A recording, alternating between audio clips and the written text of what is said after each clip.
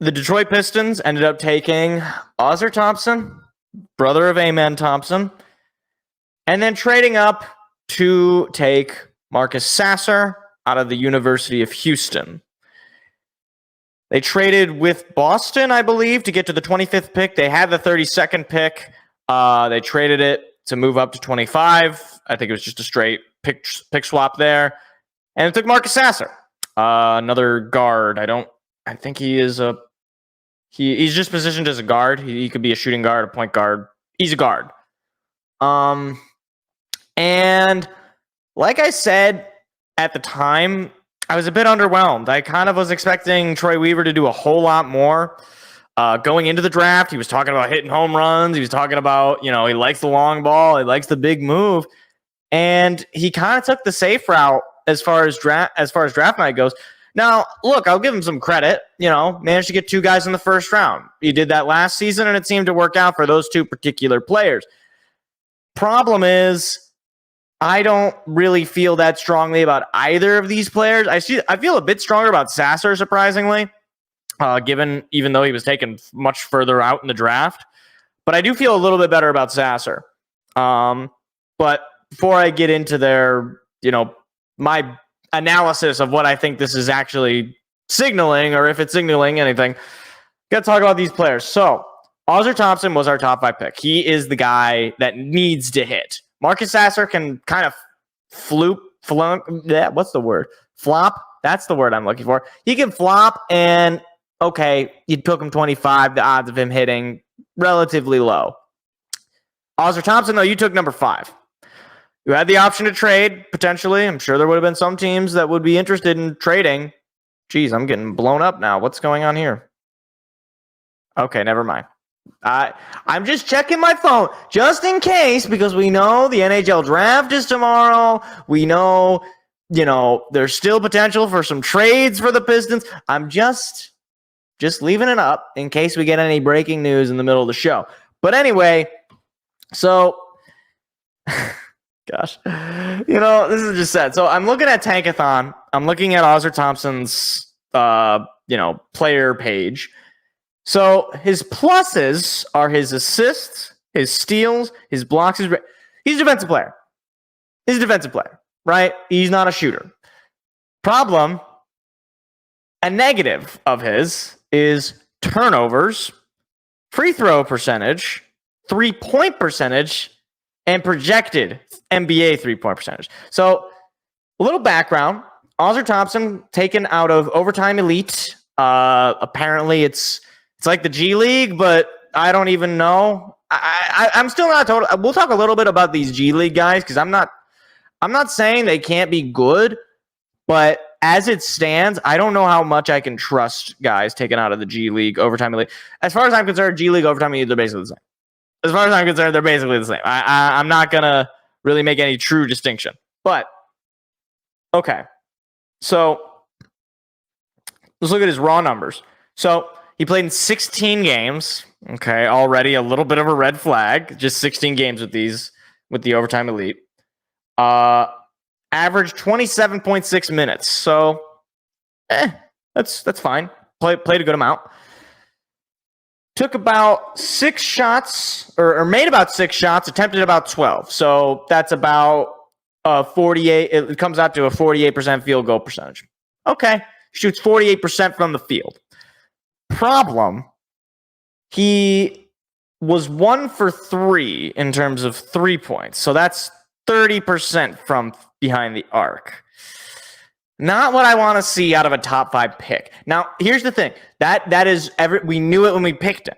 We knew that he was not a good shooter, because everyone was saying, the drawback on Ausar Thompson is he wasn't a good shooter.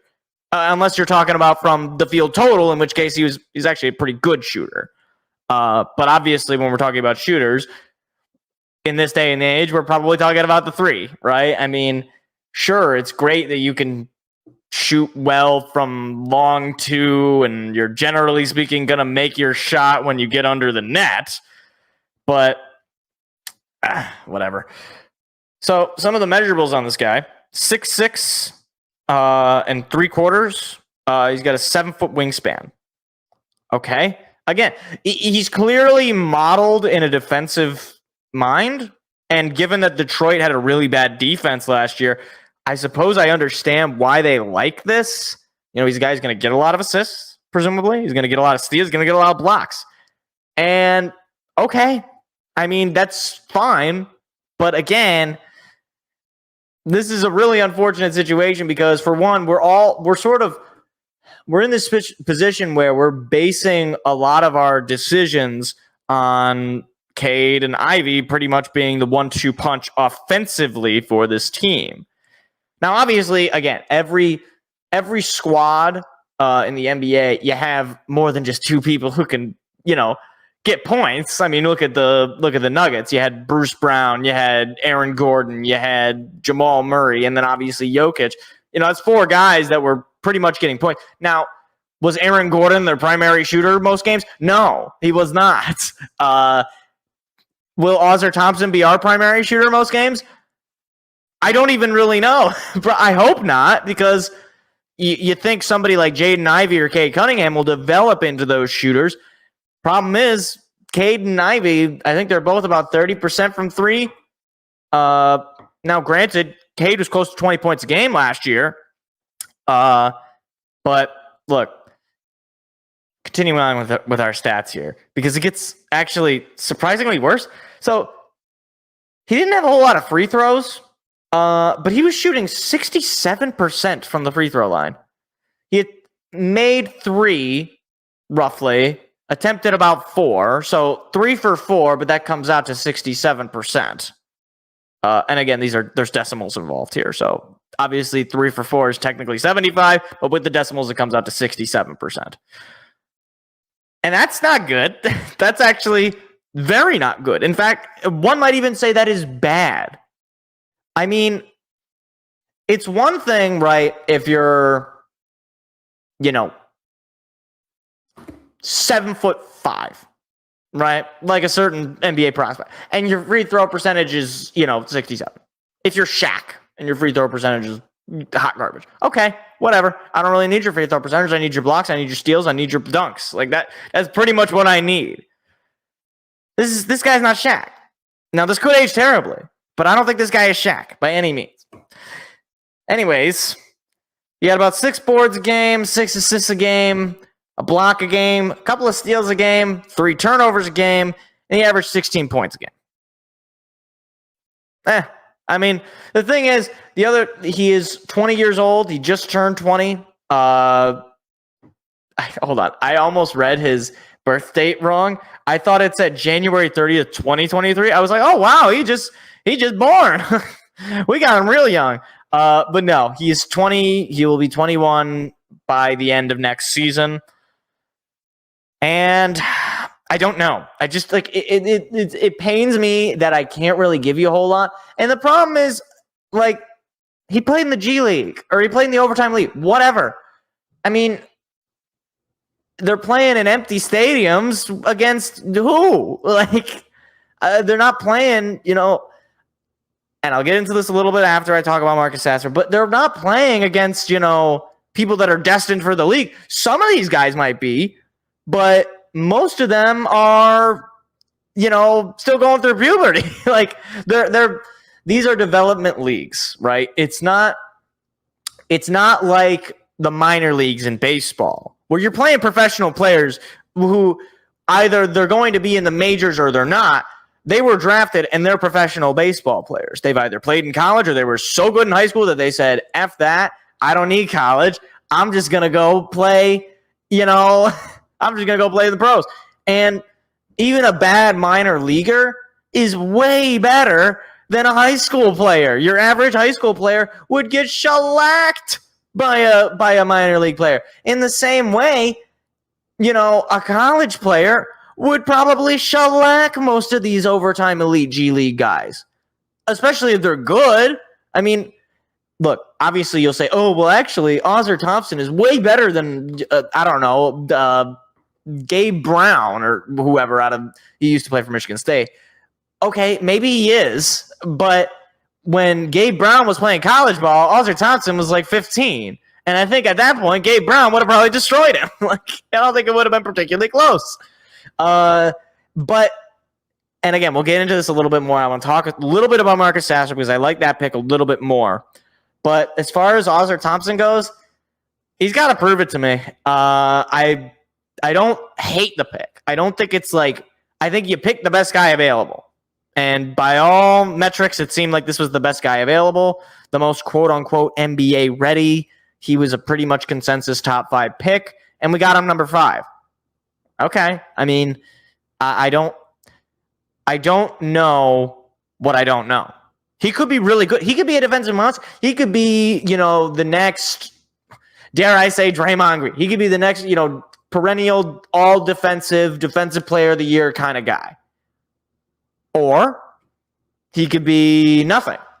Because as it stands, the other point is he's a shooting guard or small forward.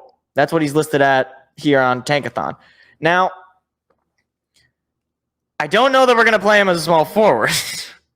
I certainly don't know if we're going to play him as a shooting guard because, again, 30% from 3. He can't shoot.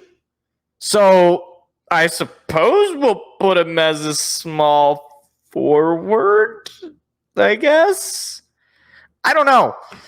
He's not really that small. I mean, 6'6" and 3/4. It's not, I guess it's not huge, but it's not, he's not Isaiah Thomas out there. Not the Pistons Isaiah Thomas, although he was also pretty short. Point is, if this was the pick that I guess if they were going to take the pick, I suppose I would have wanted this. Although I personally, like I said on the draft night, I would have rather they traded out of the pick, maybe gotten a player, maybe taken somebody a little bit later in the draft. Even if, maybe it wasn't going to work, you'd come away with an established NBA player, a new young talent to potentially develop, and then whatever you took at 32 or 31. I don't remember which one we picked, if it was 32 or 31. I think it was 31 because there's 30 teams in the NBA, and we were the first pick of the second round, which is ironic because we were the 5th pick in the first round. I'm not salty at all. But I got nothing else to say, really. I mean, we'll get into these overtime elite guys. I just want to talk about Marcus Sasser real quick. So Marcus Sasser, this is a college player, and he's got a bit of a resume, okay? He played 4 years in college, so he's not, a child. He, in his career in college, played 107 games, averaged 13, 2 boards, 2 assists, 40% from the field, close to 37% from 3, 82% from the free throw line. Again, not lights out numbers, but at least an adult, right? At least not, somebody that is going to take, 3-4 years before you even really know what you got. With this guy, I mean, you pretty much know what you got within the first year. I mean, you might get another year, maybe 2, and then you'll know. But look, the other thing too, though, this guy has a resume. Like I said, he was an AAC All-Freshman. He was an AAC Player of the Year this past season. He's 2-time All-AAC, Consensus All-American, NCAA All-Region. Whether or not you want to take that for what it means, this is a guy who has a resume. He's got some accolades. He was successful in the college level. And he's 6'1", 190 pounds, a little small. But he plays the guard position. I don't really know what his role is going to be specifically, other than he's a body, and I guess he's basically the potential replacement for Killian Hayes, who, by the way, Troy Weaver drafted. So I don't know. I guess this is probably the signal that, okay, the Killian Hayes experiment didn't work. We're going to try out Marcus Sasser. He's older, for one, than Killian was when he jumped in. He's going to already have a presumably good head coach in Monty Williams. And again, he wasn't terrible. Now, again, can't shoot from 3, so he's not a shooter. Okay, fine. He can be a point guard off the bench, I guess. I don't know. He's not a shooter. But, he's last year he was about a 16 points a game guy. And I imagine that probably translates about probably fine. He's probably around there, potentially his rookie year. And I'd be stoked if he was there at his rookie year.